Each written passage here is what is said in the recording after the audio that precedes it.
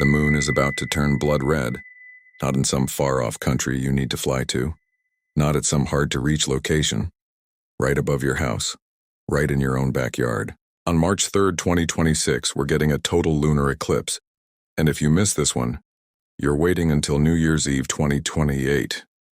That's almost 3 years. So grab your calendar right now and mark it. March 3rd, early morning if you're in North America, evening if you're in Asia or Australia. This is happening, and you don't want to miss it. Hey everyone, welcome back to Static and Soil. If you've been following along, you know we're covering all the major natural phenomena of 2026. We did the Northern Lights.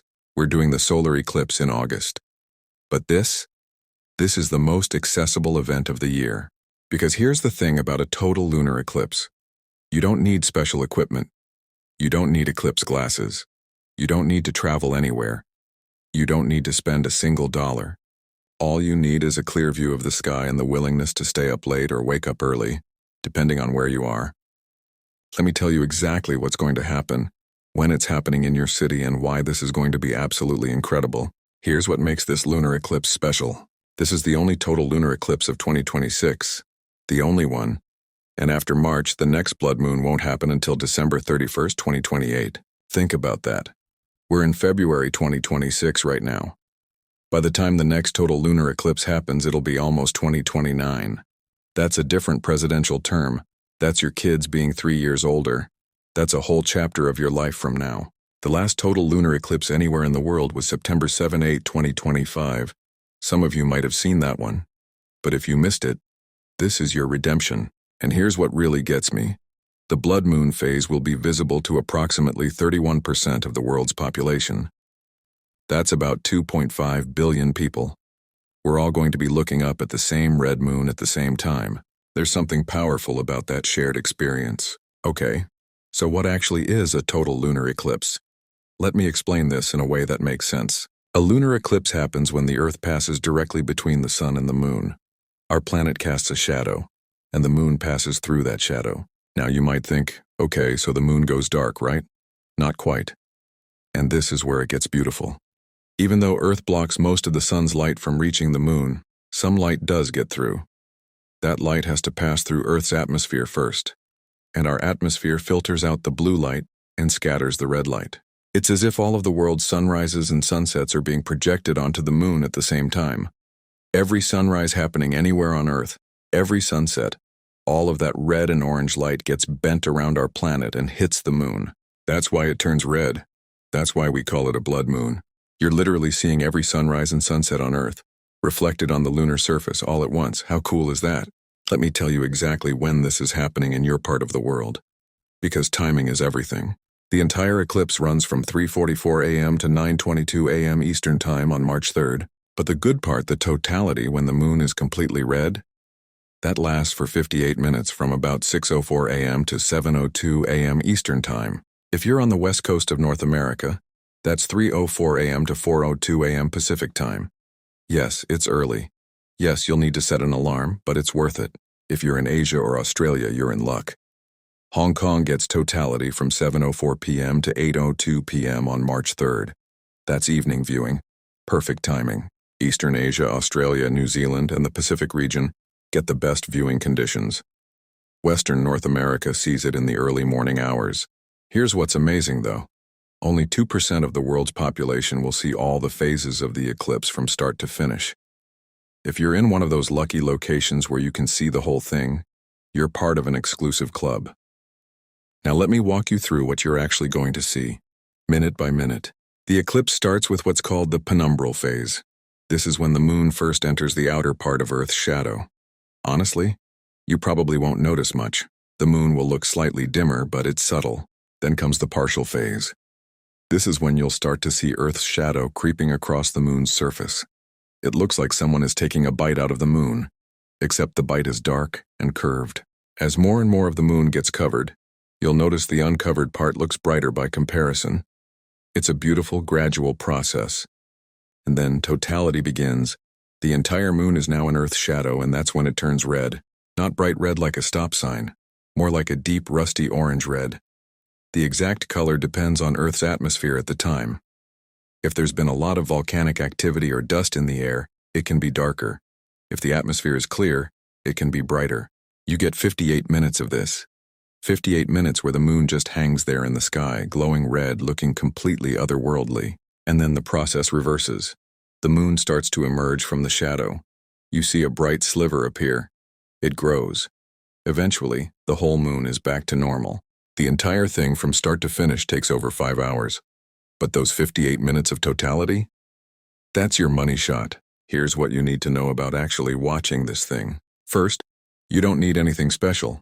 Your eyes are perfectly fine. In fact, unlike a solar eclipse, it's completely safe to look directly at a lunar eclipse with your naked eyes. No eclipse glasses, no filters, no special equipment required. That said, if you have binoculars or a telescope, use them. You'll see incredible detail on the moon's surface. You'll see the shadows and the colors more vividly, but it's not required. Second, get away from bright lights if you can. The darker your viewing location, the better. The moon will be plenty bright enough to see even from a city. But if you can get to a park or somewhere away from streetlights, you'll see more stars around it, which makes it even more dramatic. Third, dress warm. March nights can still be cold, especially in North America, where you'll be watching in the early morning hours. You might be outside for an hour or more. Layer up. Fourth, bring a chair. Seriously, trying to watch the moon while standing and craning your neck for an hour gets old fast. A lawn chair or a blanket to lie on makes the whole experience way more comfortable. Let me talk about photography for a second because I know some of you are going to want to capture this. Here's the truth. Your phone can probably capture this.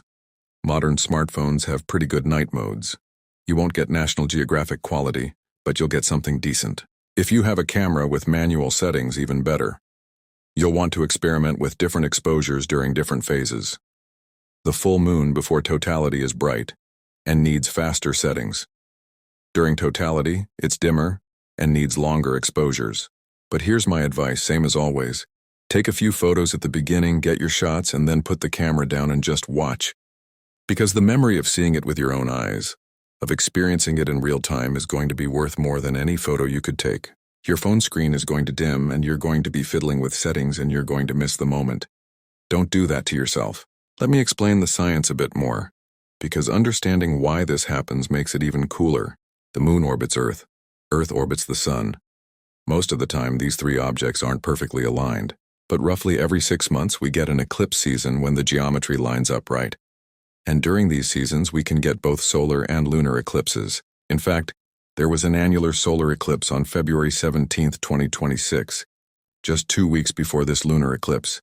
That's not a coincidence. Eclipses come in pairs. Now here's something interesting. Lunar eclipses are way more common than solar eclipses from any given location. But total lunar eclipses? Those are special. There are about 2 to 4 lunar eclipses per year, but not all of them are total. Some are partial, some are penumbral. Total lunar eclipses, where the entire moon turns red, only happen every couple of years. And you can only see them if you're on the night side of Earth when they happen. So the fact that this one is visible from North America, Asia, and Australia, that's lucky for a lot of people. Here's what makes this particular eclipse even more special. During totality, when the moon is dark and red, the stars around it become easier to see. Normally, a full moon is so bright it washes out nearby stars.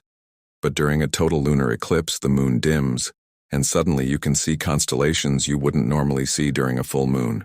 The moon will be in the constellation Leo during this eclipse, right under the lion's hind paws. If you know your constellations, you'll be able to spot Leo much more easily than usual. It's like the moon is giving the stars a chance to shine. Also, the moon will be of average size during this eclipse because it occurs about a week after perigee and about a week before apogee. So it's not a supermoon or a micromoon. Just a regular-sized moon turning red. Which is perfectly fine. We don't need it to be super anything. Blood red is dramatic enough. Let me tell you why I think you should actually make the effort to see this. I know it's early morning for a lot of you in North America. I know setting an alarm for 5:30 a.m. on a Monday morning sounds rough. I get it. But here's the thing. How often do you get to witness something truly rare and beautiful that doesn't cost anything? We live in a world where everything costs money. Experiences cost money. Entertainment costs money, but this is free. It's a gift from the universe, and all you have to do is look up. And it's not just about seeing the moon turn red, although that's obviously cool. It's about being part of something bigger. Think about it. 2.5 billion people are going to be watching this. That's nearly a third of humanity. All looking at the same moon, all seeing the same thing, all feeling the same sense of wonder. In a world that feels really divided sometimes, that matters. That connection matters. Plus, when was the last time you saw something that made you go wow in a genuine, unironic way? When was the last time nature surprised you? If you're honest, it's probably been a while. This is your chance. And if you've got kids, oh man, wake them up for this. I'm serious. They might complain at first, but years from now, they're going to remember the time you woke them up at 5 a.m. to watch the moon turn red. That's a core memory right there. You're teaching them to pay attention to the sky. You're showing them that the universe is worth staying up for. That's valuable. Okay, let's talk practicalities. What do you actually need to do to make this happen? Step 1. Check your local time. I gave you Eastern Time and Pacific Time, but you need to know exactly when Totality starts in your time zone. Google Lunar Eclipse March 3rd, 2026, plus your city name. You'll get exact times. Step 2. Set an alarm. And not just one alarm. Set multiple alarms. Set one for 30 minutes before Totality starts so you can get outside and get comfortable. You want to see the partial phases too. Step 3. Check the weather forecast. This is the big variable. Clear skies are essential. If it's going to be cloudy where you are, you might need to drive somewhere else. Start checking the forecast a few days in advance. Step 4. Find your viewing spot. Where are you going to watch from? Your backyard? A nearby park? A rooftop? Scout it out beforehand. Make sure you have a clear view of the western sky if you're in North America, or the eastern sky if you're in Asia. Step 5. Invite people.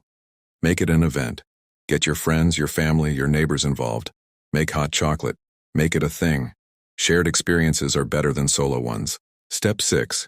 Actually show up. This is the hard part for a lot of people. It's easy to say, yeah, I'll watch it. And then when the morning comes and your alarm goes off at 5:30 a.m., you hit snooze and roll over. Don't do that. Future you will regret it. Let me address something real quick. What if it's cloudy where you are? First, don't panic. The eclipse lasts from 3:44 a.m. to 9:22 a.m. Eastern Time. That's nearly 6 hours total. Clouds move. Even if it's cloudy at the start, it might clear up. Second, be ready to drive if you have to. If you're in a city and it's overcast, maybe there's clear skies 30 minutes away. Check satellite weather maps. Be flexible. Third, remember that even if you can't see Totality, you might still catch the partial phases. Half a loaf is better than none. And if it's completely socked in where you are, there will be live streams. NASA usually streams major eclipses. It's not the same as seeing it in person, but it's better than missing it entirely. Here's something I want you to think about. This eclipse is happening whether you watch it or not. The moon doesn't care if you're paying attention. The Earth's shadow is going to sweep across the lunar surface regardless, but you get to decide if you're part of it.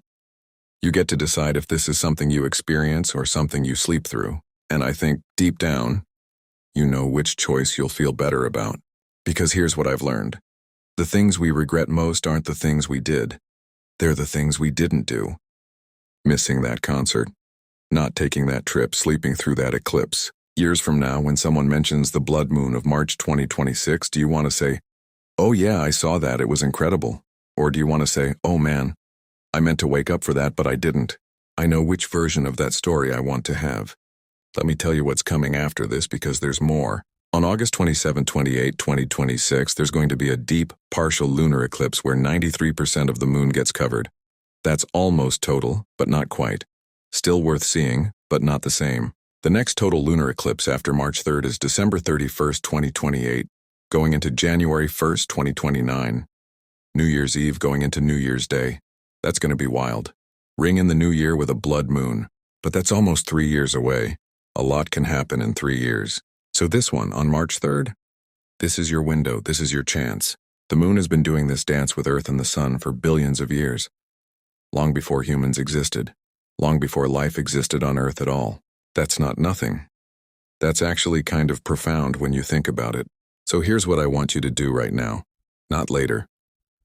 Not when you're done watching this video. Right now. Go to your calendar, open it up. March 3rd, 2026, put in an event. Blood moon eclipse. Set it for your local time when totality starts. Set an alarm. Make it happen. Tell someone you're doing this. Text a friend, post on social media.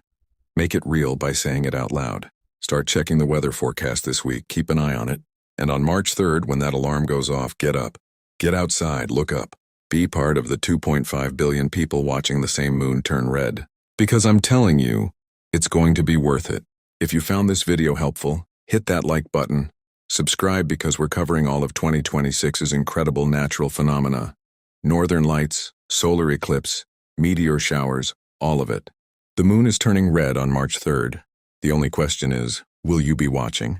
See you under the blood moon.